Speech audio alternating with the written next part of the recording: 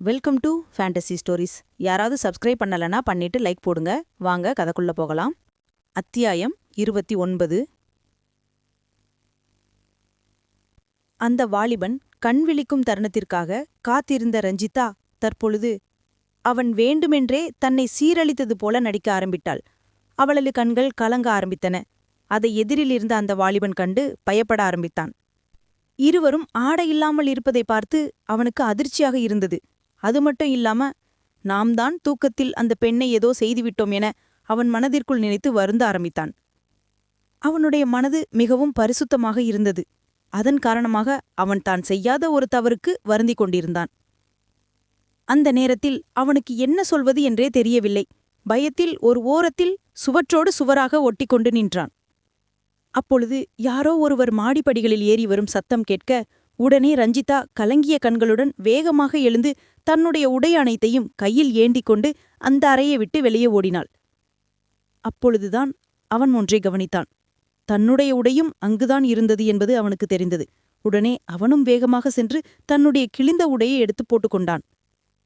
அவன் அந்த உடல் எங்கும் பயத்தில் வியர்த்திருந்தது. அப்போது கதவை திறந்து கொண்டு உள்ளே வந்தாள் மாயா. என்ன சார், ஒரு வழியா எழுந்திருச்சிட்டீங்க போல. நீங்க யாரு என பதட்டமான குரலுடன் அவன் மாயாவை பார்த்து கேட்டான். உடனே அவள், நான் யாரா? என்ன பார்த்தா உனக்கு எப்படி இருக்கு? நைட்டு பசிக்குதுன்னு சாப்பாடு கேட்டியன்னு சோறு போட்டதுக்கு இப்போ என்னை பார்த்து யாரு என்ன கேட்குற? உன்னை சொல்லி குற்றமில்ல. உன்னை வீட்டில் சேர்த்துக்க சொன்னா பாரு என் ஃப்ரெண்டு, அவளை சொல்லணும், இன்னைக்கு இருக்கு அவளுக்கு என மாயா சொல்லும் பொழுதுதான் அவன் தன்னுடன் சிறிது நேரத்திற்கு முன்பு இருந்த பெண் தனக்கு உதவியது தெரிந்தது. அதன் காரணமாக அவன் மனம் மீண்டும் வேதனையில் துடித்தது. தனக்கு உதவிய பெண்ணுக்கு நாம் இப்படி தீங்கு செய்துவிட்டோமே என அவன் மனதிற்குள் அழுது கொண்டிருந்தான். அப்பொழுது மாயா மீண்டும் அவனுடன் பேச ஆரம்பித்தாள். ஏய், நான் என்ன கதையா சொல்லிட்டு இருக்கேன்? நீ இப்ப அடுக்கு கேட்டுக்கிட்டு அமைதியா இருக்கிற? அப்படியெல்லாம் ஒண்ணும் இல்லைங்க. நேத்து நைட் என்ன நடந்தது எதுவும் எனக்கு ஞாபகத்துல இல்ல. அதான். எப்படி இருக்கும்? நீ இருந்த நிலைமையில அது உனக்கு ஞாபகத்துல வேற இருக்குமா? நான் உங்களுக்கு தொல்லை கொடுத்திருந்தா என்னை தயவு செஞ்சு மன்னிச்சிருங்க. எனக்கு அடைக்கலம் கொடுத்ததற்கு ரொம்ப நன்றி. ஆமா, நீ எந்த ஊரு? எங்கேருந்து வர்ற? ஏன் எப்படி இருக்கு உன்னோட ட்ரெஸ் எல்லாம்? உன்னை பார்க்கும்போது வசமாக எங்கேயோ வாங்கிட்டு வந்த மாதிரி இருக்கு. நீ முதல்ல யாருன்னு சொல்லு. ப்ளீஸ், அதை மட்டும் கேட்காதீங்க. நான் ஒரு அனாதை. எனக்குன்னு இருந்தவங்க எல்லாரும் இப்ப என் கூட இல்ல. நான் யாரும் இல்லாம இப்படி தனியா சுத்திட்டு இருக்கேன். நீ தனியா சுத்த இல்ல, ஜோடியோட சுத்து, அதை பத்தி எனக்கு கவலை இல்ல. எதனால நீ இப்படி கிழிந்த சட்டையை போட்டுக்கிட்டு சுத்திட்டு இருக்க? அது மட்டும் இல்லாம உன் உடம்புல அங்கங்க காயமா இருக்கு. என்னாச்சு உனக்கு? உன்னை நைட்டு இங்க தங்க வச்சதுக்காக எங்களுக்கு ஏதாவது பிரச்சனை வருமானு கொஞ்சம் பயமா இருக்கு. அதனாலதான் கேக்குறேன். எங்களுக்கு எந்த பிரச்சனையும் வராது. நீங்க எதுக்காகவும் கவலைப்படாதீங்க. சரி, நாங்க கவலைப்படுறது அப்புறம் இருக்கட்டும். முதல்ல நீ யாருன்னு சொல்லு. எதனால இப்படி ஓடி வந்த? நான் ஒரு அனாதை. நான் வேலை தேடி இந்த ஊருக்கு வந்தேன். அப்போ யாருன்னே தெரியாத ஒரு 4-5 பேர் என்னோட பேக புடுங்கிட்டு கையில காசு இருக்கான்னு கேட்டு என்னை அடிக்க ஆரம்பிச்சிட்டாங்க. அவங்க கிட்ட இருந்து தப்பித்து ஓடி வரும்போதுதான் நான் இந்த வீட்டை பார்த்தேன். கொஞ்சமாவது நம்புற மாதிரி சொல்லு. ஆமா, இந்த வீட்டுக்குள்ள எப்படி வந்த? வாசல்ல நாங்க தான் இருந்தமே, அப்புறம் எப்படி உன்னால உள்ள நுழைய முடிந்தது? நான் வாசல் வழியாக வரல.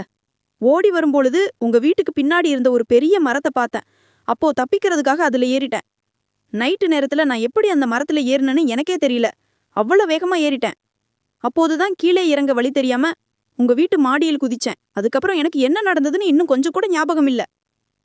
மாயா மற்றும் அந்த இளைஞன் இருவரும் பேசிக் கொண்டிருக்க அப்பொழுது யாரோ வரும் சத்தம் கேட்டு அந்த நேரத்தில் இருவரும் திரும்பி வாசரை பார்த்தனர். அங்கே ரஞ்சிதா வந்து கொண்டிருந்தாள். ஏ ரஞ்சிதா, இவ்வளவு நேரமா எங்க இருந்த? நான் உன்னை கீழே ஃபுல்லா தேடிட்டு மேல வந்தா நீ கீழே இருந்து வர்ற? நான் பாத்ரூம்ல இருந்த மாயா.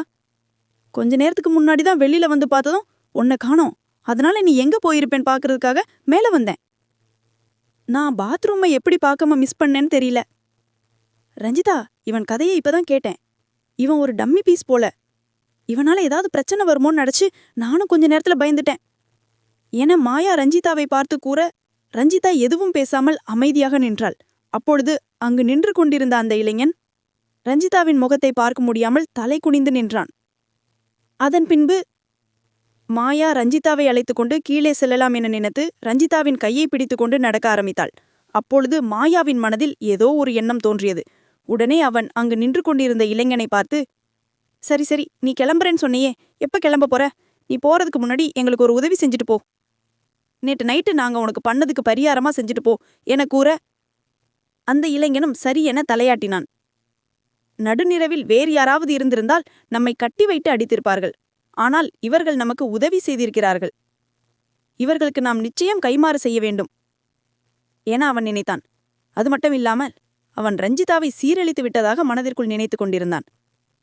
ஏற்பட்ட குற்ற உணர்ச்சியின் காரணமாக அவன் தான் செய்யாத ஒரு தவறுக்கு வருந்திக் கொண்டிருந்தான். அந்த நேரத்தில் அவனுக்கு என்ன சொல்வது என்றே தெரியவில்லை. பயத்தில் ஒரு ஓரத்தில் சுவற்றோடு சுவராக ஒட்டிக்கொண்டு நின்றான். அப்பொழுது யாரோ ஒருவர் மாடிப்படிகளில் ஏறி வரும் சத்தம் கேட்க, உடனே ரஞ்சிதா கலங்கிய கண்களுடன் வேகமாக எழுந்து தன்னுடைய உடை அனைத்தையும் கையில் ஏந்தி கொண்டு அந்த அறையை விட்டு வெளியே ஓடினாள்.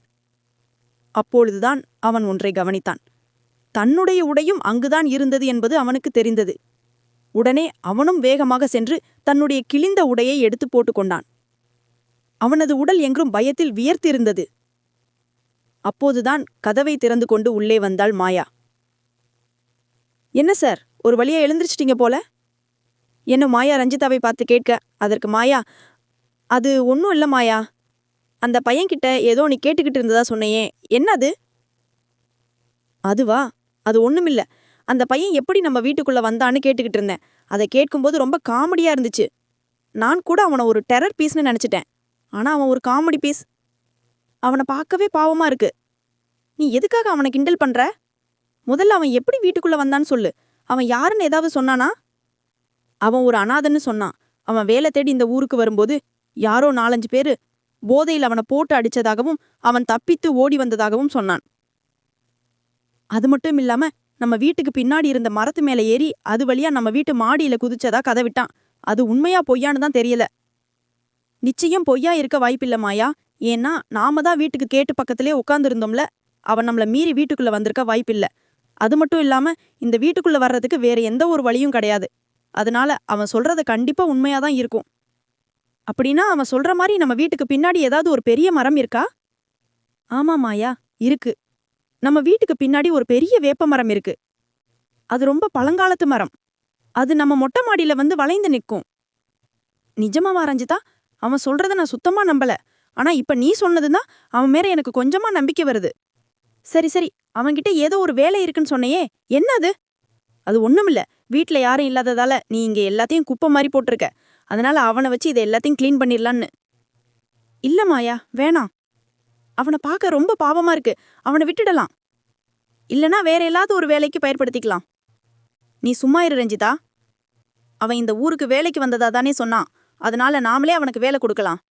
நீ எதை பத்தியும் கவலைப்படாத. மாயா மற்றும் ரஞ்சிதா இருவரும் பேசிக் கொண்டிருக்க, ரஞ்சிதாவின் வீட்டின் கதவை யாரோ தட்டும் சத்தம் கேட்டது. உடனே இருவரும் கண்களை திருப்பி வாசல் மீது தங்களது பார்வையை பதித்தனர். அப்பொழுது அங்கு ஒரு பெண் போலீஸ் நின்று கொண்டிருந்தாள். அவளை பார்த்ததும் இருவருக்கும் உடல் நடுங்க ஆரம்பித்தது. இதுபோன்ற சுவாரஸ்யமான கதைகளை தொடர்ந்து கேட்க ஃபேண்டசி ஸ்டோரிஸ் யூடியூப் சேனலை சப்ஸ்கிரைப் பண்ணுங்க.